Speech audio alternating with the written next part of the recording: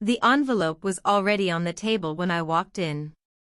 No handshake, no smile, not even a glance from Robert, the CFO. Just that thin cream rectangle with my name typed across it too neatly, like someone had proofread it 10 times. "Effective immediately," he said without looking up. "You've been reassigned." Executive Secretary compensation adjusted accordingly. That was it. No explanation, no congratulations, just a demotion and a 60% pay cut handed down like an afterthought. My fingers brushed the edge of the envelope, but I didn't open it right away.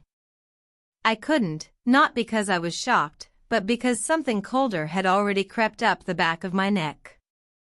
My name is Ashley Hart. I'm 41 years old. And until 7 minutes ago, I was Vice President of Global Contracts at Eastbridge Aerospace. Just last week, I closed the largest single deal in company history. A $500 million partnership with an international defense coalition. It had taken 9 months, sleepless nights, endless video calls across time zones, 12 flights to Europe and back. It nearly broke me. But I pulled it across the finish line alone. And now, on the very day the ink was drying, they stripped my title and my salary in one move. I should have fought back. I should have demanded an explanation. But I didn't. Instead, I smiled because this wasn't the time to argue. This was the time to remember. I remembered standing in the lobby just 30 minutes earlier, watching Lena step out of the elevator. Blonde hair tied back, a crisp white blouse bouncing on her heels like she had just won the lottery. She had been an intern once. My intern. I'd trained her, mentored her, told her which contracts could kill a deal and which loopholes could save one. She had no idea what she was doing back then. She still doesn't. Behind her was Robert, laughing. They shook hands like old allies. Neither noticed me standing there. Now here I was, holding a letter printed yesterday, informing me that the position I had built from scratch was no longer mine. Not just stripped, rewritten, erased. I opened the envelope at last. The language was sterile. Ashley Hart has been reassigned to the role of Executive Secretary effective immediately. Compensation adjustment minus 60%. It almost made me laugh. After 2 decades of loyalty, of sacrifices, of winning contracts no one else could land, I was reduced to a title that wasn't even mine. I folded the letter carefully, slid it into my bag, and stood. I didn't speak. I didn't argue because they thought I was powerless. But I wasn't. I walked past my old office on the executive floor. The frosted glass door that once read Ashley Hart, Vice President of Global Contracts, now stood blank. The nameplate was gone, not replaced, just wiped clean, as if I had never existed. I stood there for a long moment, not grieving. Not yet, just memorizing every detail, every silence, every name. An intern carrying coffee trays stopped and tilted her head. "Do you need help finding something?" she asked, not recognizing me. I smiled tightly. "Number, I'm exactly where I'm supposed to be." And I walked away. 5 floors down, past the buzzing sales department and into the administrative wing, I found my new office. A cubicle, windowless, phoneless, the kind with low walls and flickering fluorescent lights. Someone had left a half-broken stapler and a tangled phone cord in the drawer. It smelled like toner and cheap disinfectant. On the monitor was a post-it note. "Ashley, I'll set you up by EODHR." I sat in the flimsy chair and looked around. Across from me, tacked to the wall, was the brand new company org chart. My eyes scanned it slowly, desperate to see my name somewhere, anywhere. But it wasn't there. Not at the top, not in the footnotes, not even in the project contributors section. Instead, where my title used to be, it read Director of Strategic Partnerships, Lena Voss. Her headshot beamed back at me underneath a caption in bold letters. A bold new chapter in Eastbridge's global future. Something in my chest twisted. It wasn't anger. Not yet. It was mourning. Mourning for the version of me that had given up birthdays, family dinners, and entire years of life for this company. I thought of the contract I had just closed. The one I had poured everything into, every clause, every risk assessment, every nuance of translation, especially clause 44F. I remembered drafting it quietly late at night after a tense dinner in Geneva. The client's COO had leaned across the table and said, "We've been burned before. If you're replaced, the deal is off." So, I wrote the clause myself in plain, unambiguous language. Operational authority shall remain under Ashley Hart. Reassignment permits client to void contract in full. They hadn't noticed. Or maybe they didn't care. But I did. The first morning in my cubicle felt like walking through the ruins of my own life. I wasn't used to silence. For years, my days had been full of ringing phones, conference calls, negotiations that stretched past midnight. Now, the only sound was the flickering bulb above me and the occasional shuffle of papers from the admin team 2 rows down. No one looked at me. No one spoke to me. It was as if overnight I'd been recategorized from leader to ghost. Around 10:15, a junior assistant stopped by with an armful of folders. "These need to go to Lena for the leadership meeting tomorrow," she said, barely glancing at me. I took the folders without a word. As she walked away, I noticed one had a page sticking out, a slide deck. On it, my photo from the Munich signing ceremony. The champagne glasses were still in our hands, but across my face, someone had drawn a thick red X. In the final version, my name had been replaced. Lead negotiator Lena Voss. I stared at it for a long time. Not because of the X, but because I remembered that exact moment, the relief, the exhaustion, the pride. I had thought it was the start of something. Instead, it was already being rewritten. I slipped the folder into my desk drawer and pulled open the filing cabinet below. Rows of binders stared back at me. My binders, the ones I had built over years, color-coded, indexed, annotated by hand. Except now every tab that once bore my initials AH had been overwritten with LV. Lena's mark was scrolled across the work I had bled into. Every negotiation note, every compliance review, every draft. That was when the grief started to settle in. Not loud, not angry, quiet, like a fog wrapping around me. They hadn't just taken my title. They had erased me. I left the office that night without saying a word to anyone. I walked out past the gleaming glass lobby, past the receptionist who didn't even raise her head, and out into the cool evening air. On the subway ride home, I scrolled through my phone out of habit. Text from my mother asking if I'd be coming to Sunday dinner. A photo from my sister of her kids at soccer practice. I hadn't replied to either. For months, work had been my excuse. Now staring at the empty seat across from me, I realized I had sacrificed everything for people who couldn't even say my name out loud. That night, I didn't sleep. Instead, I pulled out the thick leather-bound planner I'd carried for years. Inside, tucked behind boarding passes and scribbled notes, was the copy of the Geneva Clause. Clause 44F. My handwriting, my initials, my quiet insurance policy. Operational authority shall remain under Ashley Hart. Reassignment permits client to void contract in full.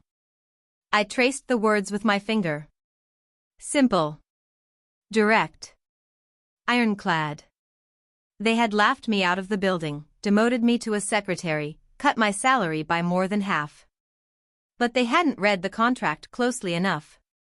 They hadn't realized that the entire $500 million deal was tethered to me. Not to Eastbridge. The next morning, I returned to the office like nothing had happened. My blazer pressed, my hair tied back, my face calm. No one expected me to show up after what they'd done. That was the first advantage I had. They thought I was broken. At lunch, while the others gathered around Lena in the executive dining room, I sat quietly at my desk.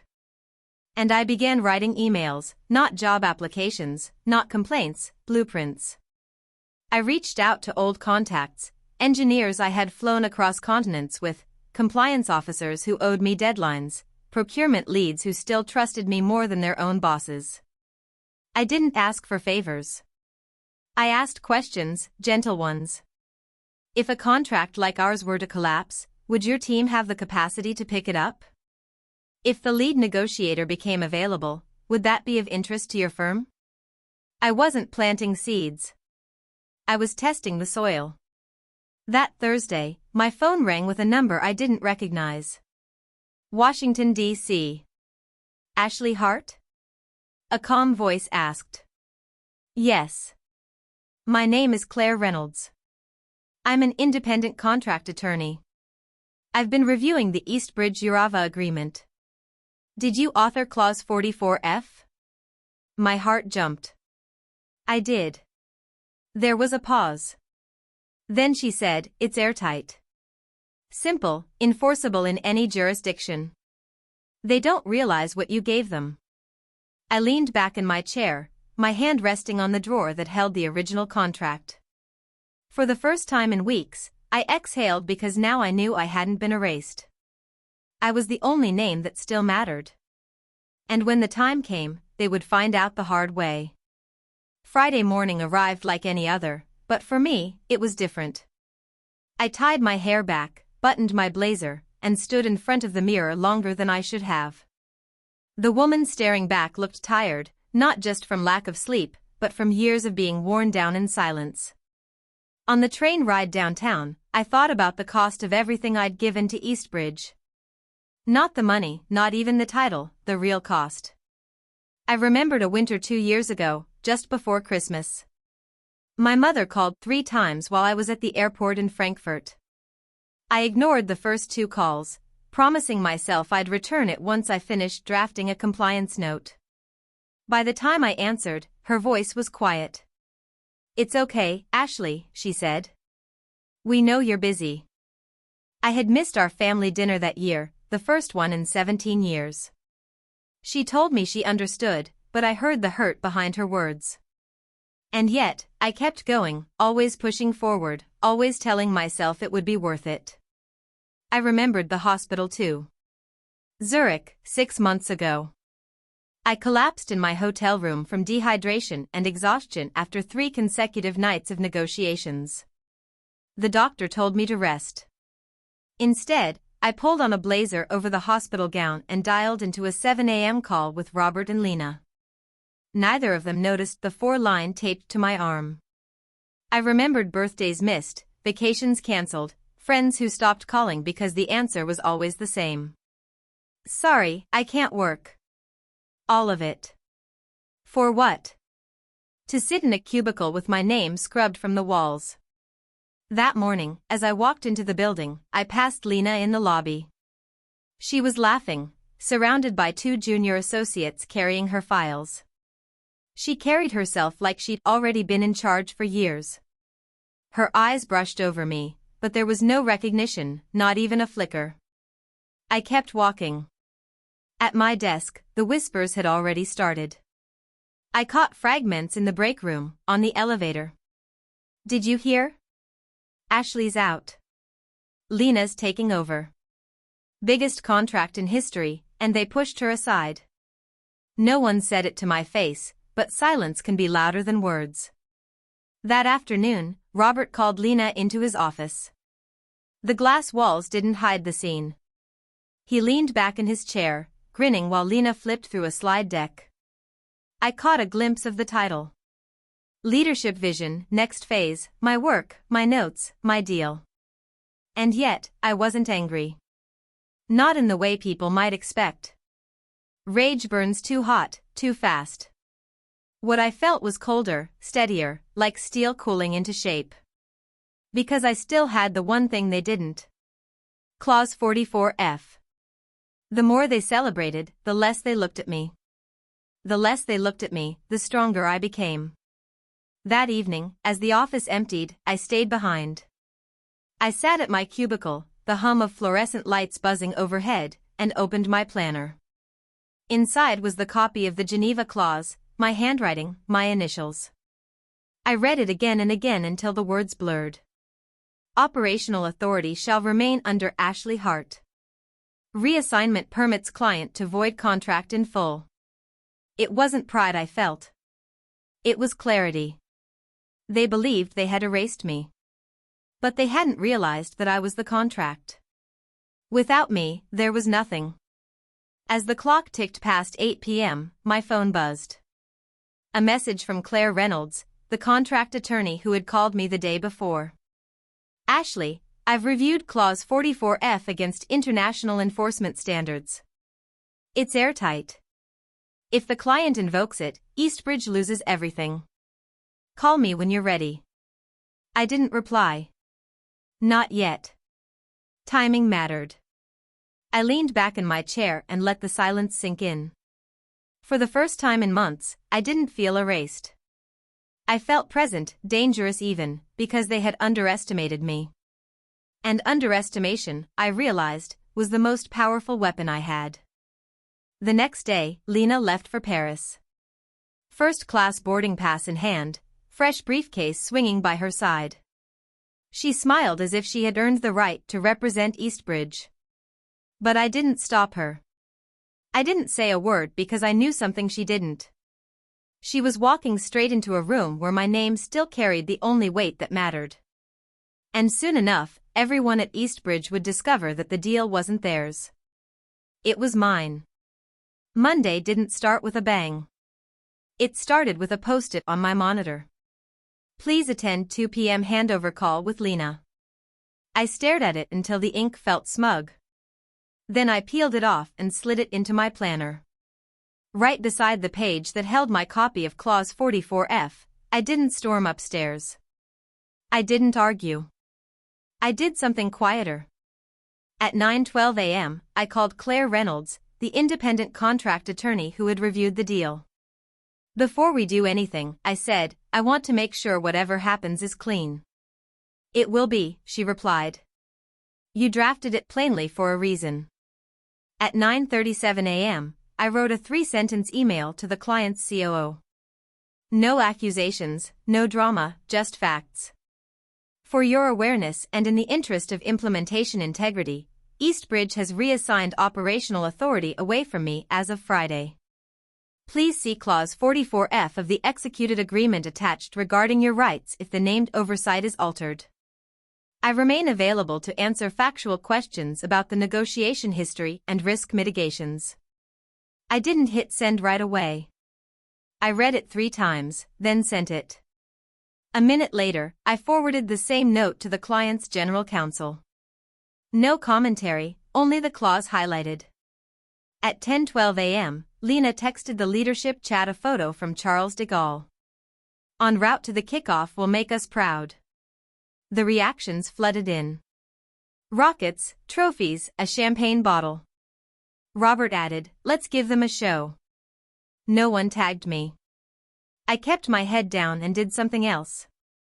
At 11:04 a.m., I exported the master risk register and archived the email thread where the client first insisted on named oversight. I copied only what I had authored, nothing more. Facts.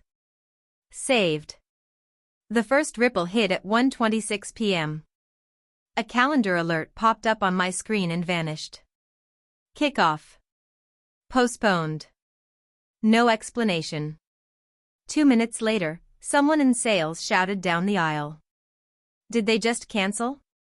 By 2:03 p.m., Slack threads that usually died in pleasantries started breathing hard. Anyone heard from legal? Why is the MSO showing pending validation? Do not discuss in channel. Move to call. The air pressure changed. You can feel panic before it speaks. At 3:18 p.m., my inbox lit up with the subject line you don't want to see. Notice re clause 44F. It was from the client's legal department. Short, cold, surgical. Pursuant to clause 44F, all transition activities are suspended. We will not recognize substitutes for post-deal operational oversight.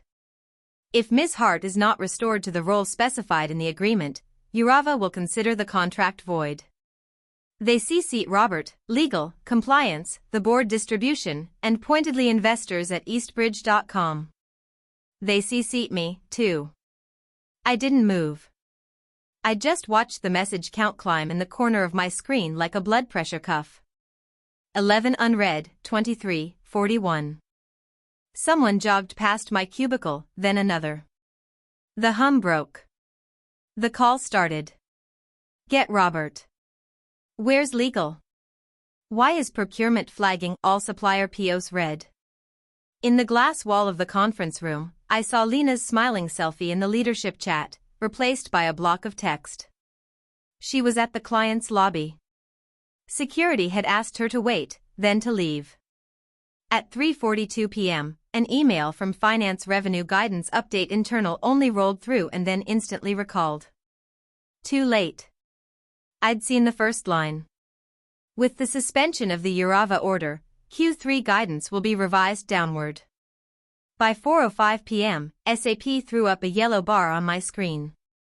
Order 753, URV suspended, legal hold.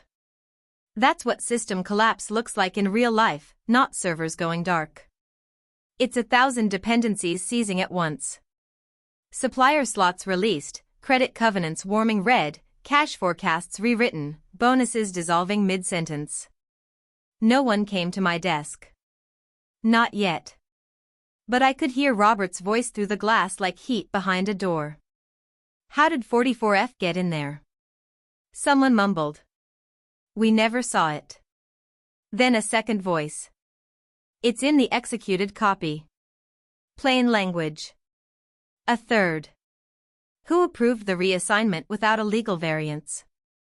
Silence. At 4:19 p.m., the client's counsel sent the second note. The one that lands like concrete. Absent restoration of Ms. Hart's oversight within 24 hours, Urava will exercise its right to void the agreement in full. All obligations are dissolved upon notice. They CC'd the same list and added press at eastbridge.com. Legal called PR called no one. The draft statement never left a Google Doc. At 5:02 p.m., my phone started ringing. Unknown numbers.